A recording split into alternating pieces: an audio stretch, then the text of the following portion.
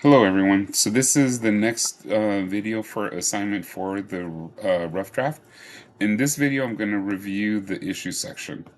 So identifying an issue aids your reader in understanding how to categorize your object of study and classify your research by selecting one, but not more than four issues. So you want to make sure that you're going to pick from a social issue, economic, political, or cultural issue as it relates per your study. It also depends on how you want to discuss your topic, like throughout the body of your paper. Okay. As I mentioned before, uh, if you select one issue, like social issue, then you're going to write one paragraph. But if you select like two issues, like let's say, I think for my example, I think I use social issue as well as a political issue. No, sorry, I take that back. I talk about economic issue and a political issue in terms of human trafficking. Okay. Um, so then an example of a social issue would be relating in some way to the idea of race and ethnicity, gender and sexuality, or even looking at social interactions. Okay.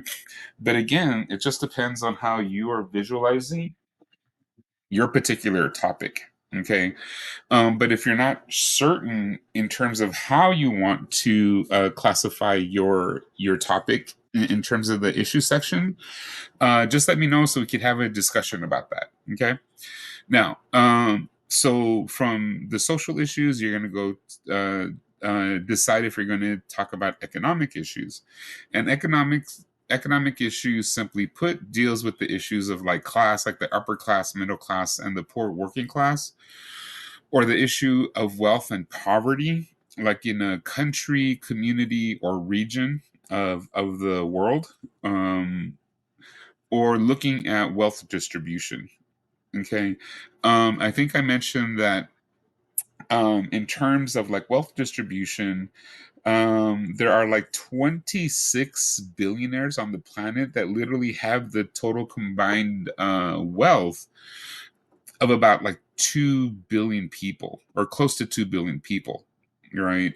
And that's like a lot of definitely a lot of concentrated wealth at the very top. Okay, so that would be an example of an economic issue.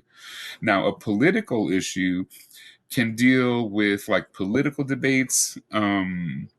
Uh, in because we're heading into an election year, what you're going to be hearing a lot, but more specifically from like conservatives or like Republicans, is the issue of the border.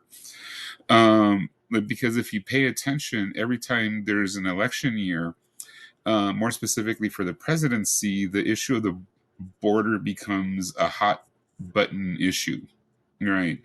But despite that fact, Republicans don't necessarily do any type of action in terms of how to improve the conditions of the U.S. Mexican border. Okay, just as an example, you could even look at the issues of laws. Um, and I think, oh, just recently, the Supreme Court um, uh, uh, decided to weaken the 1965 Voting Rights Act just a few days ago because the Supreme Court actually gutted an important provision from the 1965 Voting Rights Act about 10 years ago when certain counties in the South, like uh, um, I forgot the name of the community, but in the Shelby, Mississippi. Sorry, they actually had to provide a special report since about 1965, based on what they have done to improve the availability of voting for their black residents. And because the Supreme Court gutted the important provision of the Civil Rights Act from communities like Shelby reporting, you started noticing an increase. of how Republicans, but more specifically how Republican dominated states have been trying to disenfranchise people who have legally registered and are able to vote. Okay, so that would be an issue like laws, or a legal issue can deal like what Vivek mentioned a few weeks ago, where he said that if parents of if if two or sorry if a married couple or a couple comes to the United States and they're undocumented and they have a child together, then Vivek said in a debate that that child would not receive U.S. Or birthright citizenship or U.S. citizenship, which is clearly against the Constitution, but more specifically the 14th and 15th Amendment. Okay, or looking at court decisions or court cases like the Dobbs case last year on June 24th, 2022, when the Supreme Court rescinded its decision on Roe v. Wade, and how that sort of played out in terms of state politics. Okay, all right. So that's like for political issues. And then lastly, cultural issues. You could look at the issues of like symbols or how symbols are constructed. And the construction of symbols can be as something as simple as like a flag or a religious object. Um, or even like a movie poster, right? So it just depends again on your particular topic. You also want to look at the idea of meaning and interpretation, or the representation or the misrepresentation of an object, topic, or even community, or looking at social, oh sorry, not social interaction, so ignore that part. I definitely need to take that part out of this particular point. Okay, so now let me go to the example. So then this is the example of me talking or going over the issue section. So this is what I wrote. So I selected two, economic and political. So I wrote, this study will approach globalization and human trafficking as an, sorry about that typo, an economic and political issue. All right, so then I continue to write, classifying this study as an economic issue because of the amount of profit criminal organizations can make.